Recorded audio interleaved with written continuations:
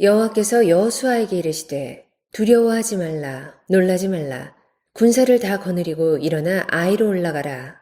보라 내가 아이 왕과 그의 백성과 그의 성읍과 그의 땅을 다 네 손에 넘겨주었으니 너는 여리고와 그 왕에게 행한 것 같이 아이와 그 왕에게 행하되 오직 거기서 탈취할 물건과 가축은 스스로 가지라. 너는 아이 성 뒤에 복병을 둘지니라 하시니 이에 여호수아가 일어나서 군사와 함께 아이로 올라가려 하여 용사 3만 명을 뽑아 밤에 보내며 그들에게 명령하여 이르되 너희는 성읍 뒤로 가서 성읍을 향하여 매복하되 그 성읍에서 너무 멀리하지 말고 다 스스로 준비하라. 나와 나를 따르는 모든 백성은 다 성읍으로 가까이 가리니 그들이 처음과 같이 우리에게로 쳐 올라올 것이라. 그리할 때 우리가 그들 앞에서 도망하면 그들이 나와서 우리를 추격하며 이르기를 그들이 처음과 같이 우리 앞에서 도망한다 하고 우리의 유인을 받아 그 성읍에서 멀리 떠날 것이라.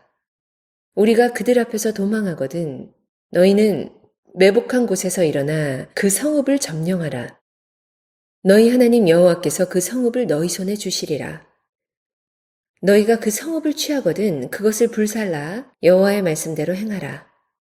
보라, 내가 너희에게 명령하였느니라 하고 그들을 보내매 그들이 매복할 곳으로 가서 아이 서쪽 베델과 아이 사이에 매복하였고 여호수아는 그 밤에 백성 가운데에서 잤더라. 인사들 나눕시다. 예, 반갑습니다. 어른들이 연세들이 있으셔서 그런지 가끔씩 몸이 많이 힘드셔서 함께하지 못하는 분들이 있는데 친구들이 챙겨주시기를 바랍니다.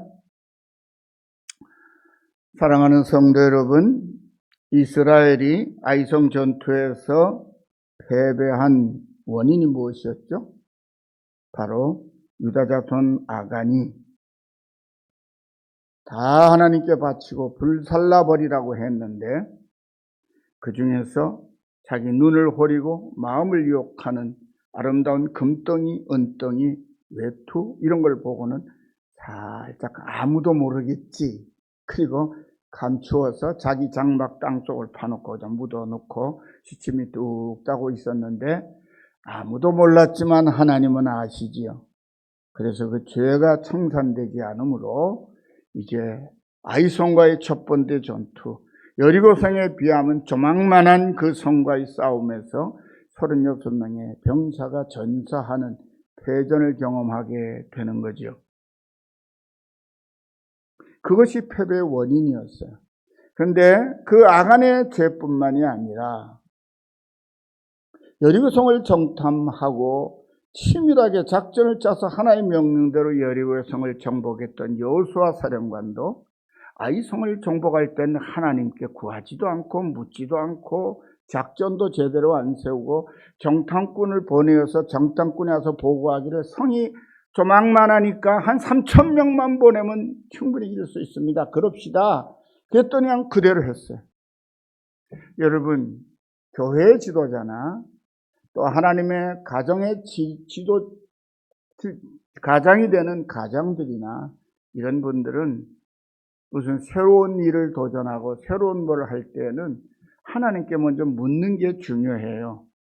왜냐하면 이것이 하나님이 허락하시는, 하나님이 기뻐하시는 길인가 아니면 우리 욕심 때문에 나아가는 길인가, 우리 생각대로 그냥 나 하고 싶은 대로 하는 건가, 그걸 판단할 수 있으려면 하나님께 기도해야 되는데 여호수아 기도 잘하고 정말 훌륭한 믿음의 장수였는데 하나님 온전히 의지하는 여호수아 갈렙 두 사람만 광야에서 살아남아가지고 가나안 땅 들어왔잖아요. 그런데도 여리고성의 승리에 도취돼가지고 이제부터는 아무것도 아니다. 이제 아이성 봐도 멀리서 봐도 보잘것없거든요. 그러니까 아간의 죄가 주 원인이지만 하나님의 명령을 어긴 하나님께 겸손히 기도하고 구하지 않은 여호수아와 백성들의 장로들의 잘못도 있는 거죠. 이제 그것을 아골골짜기의 아간의 가족들과 아간이 모든 재산들과 또 훔쳐서 품었던 것까지 전부 돌무더기를 만들어서 처단하고 다 끝냈어요. 아간이 지은 죄를 깨끗이 정리했으므로 하나님께서 다시 이스라엘에게로 돌아오셨습니다. 이제 이스라엘은 아간이 범한 죄를 아골골짜기에 모두 묻어버리고 다시 거룩하신 하나님의 군대가 된 것입니다. 그리하여 여호와 하나님이 이스라엘과 함께 하심으로 앞으로는 승리가 보장된 전투를 시작하게 되었고, 이제부터는 하나님께서 이스라엘을 다시 회복시키시는 승리의 역사가 시작됩니다. 여호수아서는 이 이후로는 여호수아가 정복전쟁에서 실패하거나 방황하거나 그런 이야기가 전혀 등장하지 않습니다. 오늘 이 시간에는 이스라엘을 회복시키시는 하나님께 대한 말씀을 함께 살펴보면서 우리 다 함께 믿음과 순종에 자주 실패하는 우리를 다시 회복시켜 주시는 하나님의 은혜를 가슴 깊이 깨닫고 또 이 말씀을 간직하는 은혜로운 시간이 되시기를 바랍니다. 자, 이제 여호와 하나님의 전투가 시작됩니다. 하나님께서 승리를 보장하시는 전투가 아이송과 다시 시작됩니다. 이스라엘에게 돌아오신 하나님께서 여호수아를 부르시고는 그리고 그에게 이렇게 말씀하신다. 오늘 1절에 두려워 말라, 놀라지 말라, 격려하시다. 그리고 군사를 모두 거느리고 다 거느리고 아이성으로 치러 올라가라고. 3,000명만 하면 충분하다고 그렇게 생각하지 말라는 거예요. 하나님께서 그 성을 이스라엘에게 주셨다고도 말씀합니다. 오늘 1절입니다. 여호와께서 여호수아에게 이르시되 두려워하지 말라, 놀라지 말라, 군사를 다 거느리고 일어나 아이로 올라가라. 보라, 내가 아이 왕과 그 백성과 그의 성읍과 그의 땅을 다 내 손에 주었더니. 그렇죠? 이제 하나님께서 아이성을 이스라엘에게 주셨다고 말씀합니다. 그리고 이번 전투에서 획득하는 전리품은 전투에 참여한 모든 백성들이 차지하도록 허락하셨어요. 왜요? 첫 번째 것은 하나님께서 다 받으셨으니까. 근데 여러분, 우리가 구체적으로 다 살펴봤지만 여리고 성과의 첫 번째 전투에서 하나님이 챙기신 것이 있나요, 없나요? 하나도 없죠. 여리고성을 사람이건 짐승이건 재물이건 다 태워버렸어요. 그것이 하나님께 바친 것이란 거예요. 왜? 그것은 죄악으로 그냥 가득한 것이거든요. 죄를 소멸하는 것 하나님께서 하시는 일이에요. 근데 그렇게 죄가 소멸되고 나면 그 자체를 뭐예요? 남은 죄, 찌꺼기, 그 하나님께서 내 것이라고 챙기시는 거예요. 놀랍죠? 그거 우리가 어떻게 알 수 있죠? 모세가 정한 제사법에 의하면 모든 걸 태워 바칩니다. 그죠? 불살라 바치죠? 하나님께서 가지시지 않는 건 누구에게 줘요? 제사장들에게 주어 먹게 하고 제사 지내는 사람들에게 주어 먹게도 합니다. 하나님은 아무것도 가져가시는 것은 없어요. 근데 이스라엘 백성은 그걸 다 불사릅니다. 번제단에서. 그런데 성경은 뭐라고 기록해요? 이는 여호와께 향기로운 냄새니라. 근데 사실 그 냄새가 우리가 맡기에는 고약해서 절대로 그 냄새 맡고 싶지 않아요. 왜요? 짐승을 번제로 드리면요, 짐승을 전부 가족을 태우잖아요. 그러면 무슨 냄새가 나죠? 우리 머리 그슬리는 냄새가 그대로 나는 거예요. 단백질 태우는 냄새가. 그러니까 악취 중에 그런 고약한 냄새가 없어요. 그런데 성경은 하나님 뭐라고 말씀하시? 그것이 내게 향기로운 냄새다. 왜요? 그것을 통해서 내 백성들의 죄가 소멸되니까. 죄악이 소멸되는 그 모습, 그 상황, 그게 하나님께서는 받으시는 향기로운 제물이라고 말씀하시죠. 여리고성을 불태워요. 하나님 가지신 건 없어요. 그런데 그것을 하나님께 온전히 바칠 것을 불사를 거니까 좀 챙기면 어때? 그게 아간이 지은 큰 죄지. 근데 정리를 다 끝내고 나니까 이제는 하나님께서 됐다, 이제는 다 끝났다. 죄값도 다 치렀고 정죄 끝났으니까 이제부터 전투에서 획득하는 전리품들은 누구 거다? 이제는 내게 아니고 다 너희 것이다. 참 놀랍죠? 너는 여리고와 그의 왕에게 행한 것 같이 아이와 그 왕에게 행하되 다 없더라고요. 오직 거기서 탈취한 물건과 가축은 스스로 가져라. 사랑하는 성도 여러분, 이번 아이성 전투 역시 여리고성의 전투처럼 하나님께서 책임지고 승리를 보장하시는 전투입니다. 하지만 여리고성 전투와 다른 점이 하나 있는데 전리품을 백성들이 마음대로 차지할 수 있게 되었다는 것입니다. 가나안 땅의 천년매를 온전히 하나님께 바치고 나면 그 다음부터는 승리로 얻은 전리품을 백성들이 차지하도록 하나님께서 은혜를 베풀어 주신 것입니다. 여러분, 오늘의 우리 그리스도인의 삶도 똑같습니다. 하나님 앞에 온전히 11조를 바치고 그 다음에는 감사물을 바치고 또 여러 가지 선경을 바치면 다 여러분 자유예요. 그런데 여러분 놀랍게도 11조만은 온전하게 하나님께 먼저 구별하는 것이 우리의 중심이 되어야 합니다. 그러면 나머지는 10분의 1을 뚝 떼고 나면 사람들은 1% 떼는 것도 벌벌 떠는데 기부하라 그러면 안 하잖아요, 잘. 그런데 10% 떼라 그러면 억울한 생각이 들지, 아까운 생각이 들잖아요. 제가 이런 얘기하면 또 우리 집안 얘기하면 저희 아들에게요, 직장 생활을 딱 처음 한 다음에 제가 불렀어요. 하나님께 11조 바치는 건 당연한 거고 부모에게도 11조를 내놓아라. 내가 너희 엄마하고 나하고 너희를 30년 가까이 먹여 살렸어. 너를 30년 먹여 살렸으니 너도 30년 동안 엄마에게 생활비를 보내줘. 나한테는 한 푼도 안 줘도 된다. 그랬더니 아들이 그래요. 그럼 나는요? 그래서 제가 뭐라고 대답했는지 아세요? 10분의 9를 가지고 힘들게 살래? 10분의 8 가지고 편안하게 살래? 그건 네가 선택해라. 이건 내가 하나님처럼 요구하는 건 아니라. 그러나 나는 내 어머니, 내가 독립하여 경제활동을 시작한 부터는 어머니를 내가 당연히 모시고 어머니 하나님 부르심 받을 때까지 내가 책임져야 되는 생각을 가지고 모시고 살았다. 그걸 너희들이 한 집에서 같이 보고 자라지 않으니 그게 자식의 도리라고 나는 믿고 그렇게 살았고, 그래서 많은 어려움이 있었지만 하나님께서 내 삶을 빈궁하게 만들진 않으셨다.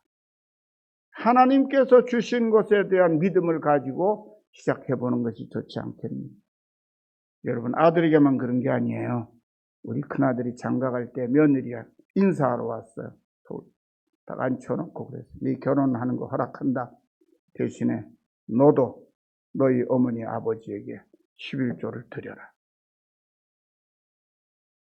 그래서 이렇게 둘에게 물었어요. 너희 둘이 의논을 해라. 11조가 소득 따라 달라질 수 있잖아요.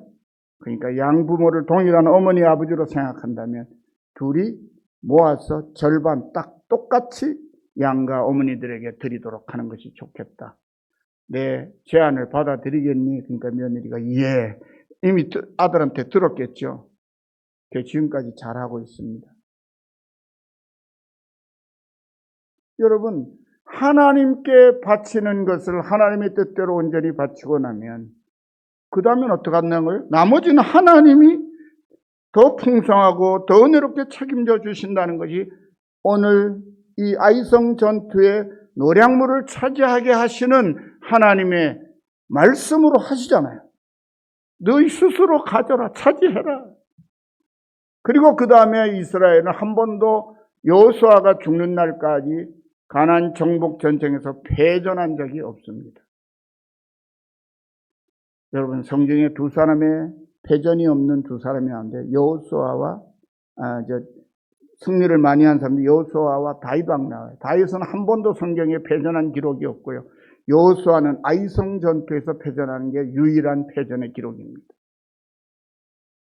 지금까지 내 마음과 내 생각대로 살아오던 교만함을 버리고 하나님의 말씀에 겸손한 믿음과 순종으로 살아가시는 사랑하는 성도 여러분의 앞길에도 이와 같은 하나님의 은혜로운 선물들이 항상 함께 하시기를 간절히 축원합니다. 이제 최선을 다하여 전투에 임합니다. 하나님의 명령을 받은 여호수아가 이번에는 최선을 다합니다. 잠언 16장 18절 19절에 보면 이런 말씀이 나와요. 교만은 패망의 선봉이요 거만한 마음은 넘어짐의 앞잡이니라. 겸손한 자와 함께하여 마음을 낮추는 것이 교만한 자와 함께하여 탈취물을 나누는 것보다 나으니라. 아이성의 쓰라린 경험을 통해서 하나님의 앞과 작은 적군 앞에서 여호수아와 이스라엘 군대는 한껏 자세를 낮췄습니다. 여리고성에서의 큰 승리에 취하여 교만한 마음으로 적을 얕보았던 첫 번째 전투와는 달리 선발대 용사 3만 명을 선발합니다. 그리고 치밀한 작전을 세워서 그 선발된 많은 용사를 밤의 어둠을 타라 이용해서 적군의 배후에 매복시킵니다. 이것도 하나님의 명령대로 해요. 여호수아 머리에서 짜낸 게 아니에요. 그리고 여호수아는 남은 백성을 모두 데리고 적군의 정면을 공격하기로 합니다. 그런데 그냥 공격을 하는 것이 아니라 싸우다가 패전한 척하면서 작전상 후퇴하는 유인작전을 치밀하게 세웁니다.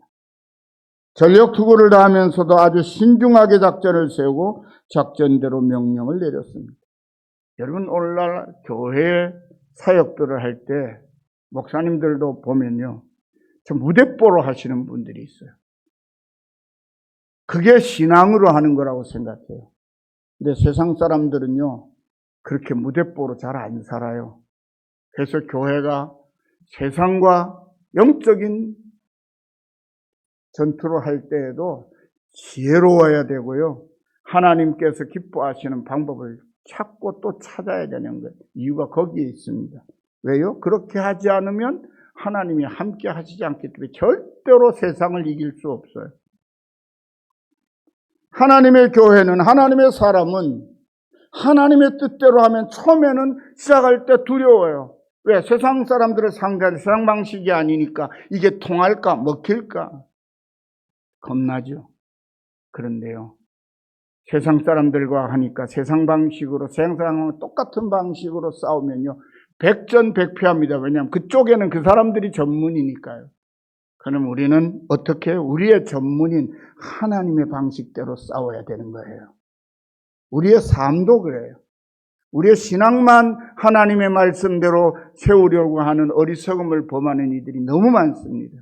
우리의 일상생활도, 직장생활도, 인간관계도 하나님의 방식대로 맺어야 되는 거예요. 그게 우리의 삶의 방식이에요. 그럴 때 우리를 가리켜 뭐라고 말한다고요?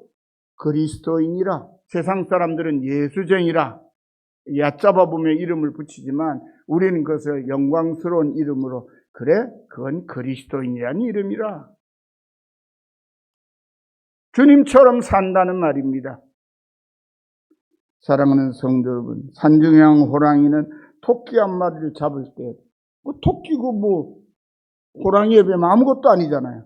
근데요, 토끼 한 마리를 사냥하는데 호랑이가 신중에 신중을 다한다는 거예요. 여러분이 어디로 튈까? 그렇게 호랑이가 신중을 다해서 토끼 사냥을 하는데요, 토끼를 만나서 토끼를 사냥할 확률은요 50%가 안 됩니다. 100마리 만나면 한 7, 80마리, 거의 90마리 놓쳐요. 신중을 다해도요. 우리 그리스도인이 세상 가운데 살아가는데, 빛되게 살아가는 일에 최선을 다해서 하나님께 구하고 신중에 신중을 다해야 돼요. 백전백승 못해요. 그렇게 세상이 만만하지 않아요. 그래서 우리는 더욱더 신중해야 돼요. 더욱더 겸손해야 돼요. 더욱더 하나님의 명령에 순종하는 자세를 취해야 되는 거예요. 그런데 그게 우리가 잘 안 되죠. 그래도 내가 누군데 하는 생각들이 다 있어 그런 것 같아요. 세상 가운데에서 살아가면서 세상과 싸울 때에도, 경쟁할 때에도 하나님 뜻 안에서 신중한 자세로 겸손히 최선을 다해야 할 것입니다. 이건 물 필요도 없는 일입니다, 사실. 믿음으로 살아가는 성도 여러분의 삶도 항상 이처럼 겸손하고 신중한 자세로 최선을 다하심으로 하나님의 뜻을 받들며 살아가시기를 간절히 부탁하고 축원합니다. 이제 여호와의 말씀대로 싸움을 시작합니다. 여호수아는 배후 공격을 위해 3만의 용사들을 아이성 뒤편으로 보내면서 이렇게 다짐합니다. 너희는 매복한 곳에서 일어나서 그 성읍을 점령하라. 너희 하나님 여호와께서 너희 손에 붙일 것이니라. 그리고는 8절에 너희가 성읍을 취하거든 그것을 불살라 여호와의 말씀대로 행하라. 여호수아의 명령은 그의 명령이 아니라는 거예요. 너희 하나님께서 승리를 약속하셨으니 하나님의 말씀대로만 행하면 된다고 하는 하나님의 명령을 전달하는 말씀입니다. 그래서 모든 백성들은 여호수아가 전하는 하나님의 명령대로 전투 준비를 시작합니다. 군사들은 눈에 보이는 자기들의 사령관인 여호수아를 믿고 전투를 하는 게 아니에요. 여호수아가 전한 하나님의 명령을 따라서 하나님이 함께 하시는 전투에서 반드시 승리하게 하실 것을 믿고 모든 것을 철저히 준비하는 것입니다. 이제 이스라엘 군사들은 진정한 여호와 하나님의 군대가 되어서 마치 소년 장수 다윗이 블레셋 장수 골리앗과 싸우러 나가면서 전쟁은 여호와께 속한 것인즉 그가 너희를 우리 손에 넘기시리라 외친 것 같은 믿음을 가지고 내일의 전투를 믿음과 순종으로 준비합니다. 사랑하는 성도 여러분, 오늘의 우리들도 이처럼 강하고 담대한 믿음과 순종의 자세로 하나님의 말씀을 따르는 믿음의 군사로 살아가시길 바랍니다. 그리함으로 하나님이 약속하신 승리의 삶을 기쁨으로 누리시기를 간절히 소망하고 축원합니다. 사랑하는 성도 여러분, 오늘의 본문 말씀은 9절에 그들을 보내매 그들이 매복할 곳으로 가고 아이 서쪽 베들과 아이 사이에 매복하였고 명령대로 갔죠. 그 다음에 뭐라고 하냐면 여호수아는 그 밤에 백성 가운데에서 잤더라. 이스라엘 최고의 지도자로서의 안락하고 편한 잠자리에 얼마든지 들어갈 수 있죠. 근데 거기 안 자고 백성들 가운데서 자기도 전투복 입고 같이 야영을 하며 잤다는 거예요. 이 말씀은 여호수아는 지난번의 실패를 반복하지 않고 백성들의 전투를 직접 지휘하기 위해 백성들과 함께 했다는 말씀입니다. 오늘날 한국교회, 특별히 좀 큰 교회 지도자들이 성도들과 좀 멀어져 가고 있는 것 같은 것은 상당히 안타까운 가운데 하나입니다. 그래서 저는 대형교회 할 만한 능력도 안 되지만 대형교회를 별로 좋아하지 않습니다. 예전에 그런 말씀 혹시 들어보셨는지 모르겠어요. 한경직 목사님이라고 한국에서 유명한 목사님 계셨어요. 지금은 뭐 수만 명 교회가 많지만 그때는 만 명 교회도 따로 없는데 영락교회라는 교회는 7만 명이 모였어요. 1960년대, 70년대. 그 교회 장로님만 약 300명이 돼요. 매일 교회 가면 장례식이 일어나고요. 아예 결혼식을 하기 위한 선교관을 지어가지고요. 토요일만 되면, 공휴일만 되면 결혼식해요. 그것도 예식장처럼 아침 10시면 10시부터 1시간 단위로 끊어서요. 그런 교회를 일으켜 세우신 세계 장로교회 3대 교회 가운데 하나 들어갈 정도로 영락교회가 유명한 교회입니다. 지금도 크죠. 근데 한경 목사님이 부산의 어느 교회에 붕해를 인도하시러 내려오셨다는 거예요. 올라갈 때 기차를 타고 올라가시는데 아유 옛날에 이렇게 마주 앉도록 이렇게 만들어 놓은 자리에 어떤 여자분이 목사님 하면서 계속 뭘 먹을 잡수실 걸 갖다 주더래요. 이 한경님 목사님이 생각에 내가 그래도 한국에서 좀 알아주는 유명한 이미 소문난 목사니까 그래서 날 알아보고 대접을 하는가 보다. 그래서 집사님 어느 교회 다니시나요? 그걸 물었더니 막 웃더니 하는 말이 목사님 제가 영락교회 30년째 다니는 교인인데요. 목사님 저 모르시지요? 모릅니다. 교인이 누군지도 모르고 목회하는 거예요.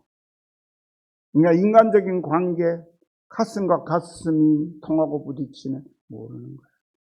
여러분, 슬픈 일을 당했어요. 담임 목사님이 갈 수 있는 곳은 장로님 아프거나 장로님 부인이 아프면 갈 수는 있는데요. 나머지 집사님이나 보통 사람들은 그런 담당 목사님이 가는 거예요. 장례처도 그런 분이 가는 거예요. 그게 한국교회, 대형교회, 미국교회도 마찬가지예요. 교회는 적어도 200명 이내인 게 제일 좋은 거예요. 200쯤 되면 목회자가 좀 노력하면 교인들 다 알 수 있고 다 기억할 수 있고 얼굴 다 분별하고 다 되죠. 여러분, 여호수아가 어디서 잤다고요? 백성들 속에 잤다고요. 군사들 속에 함께 했다는 것입니다.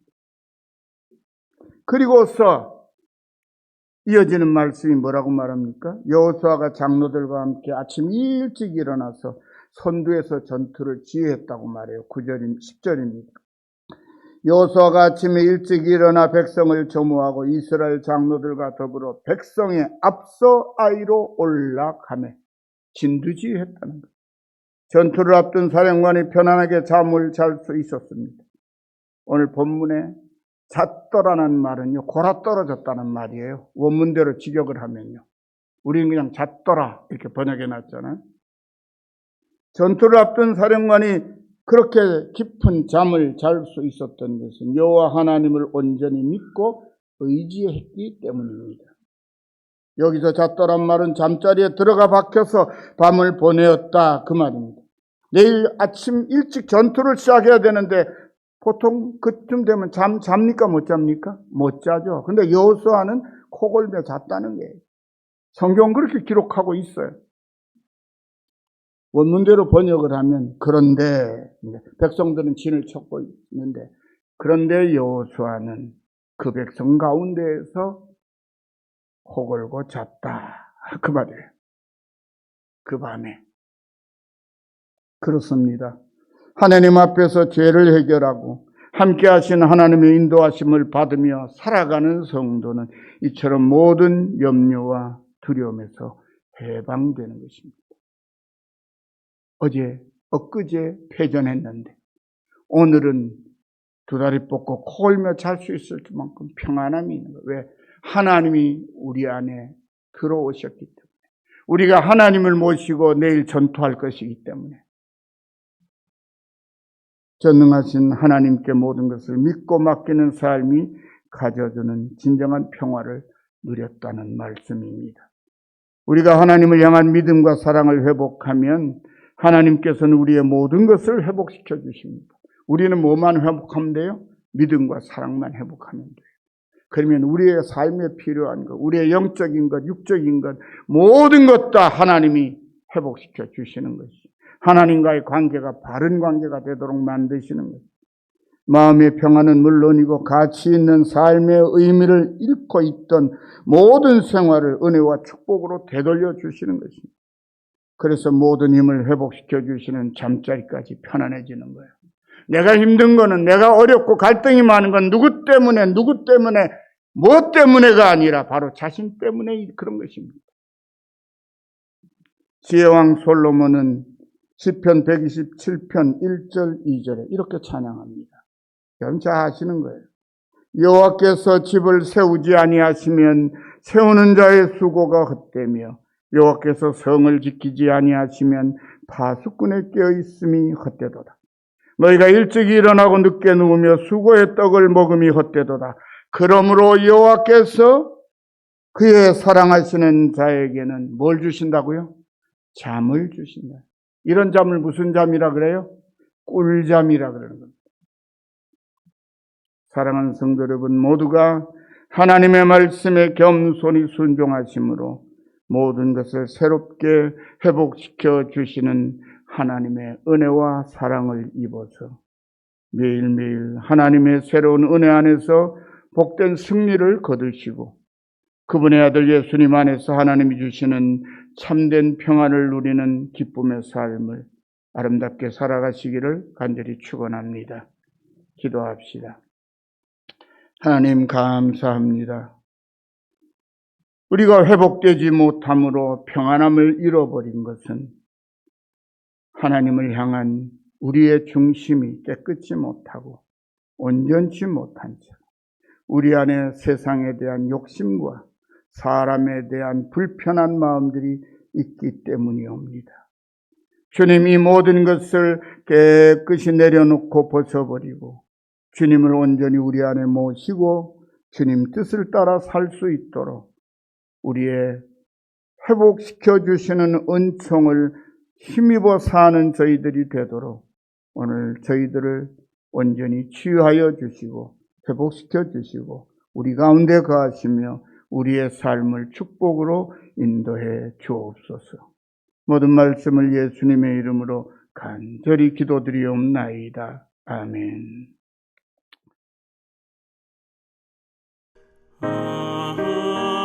하나님의 은혜로 있을 데 없는 자 왜 구속하여 주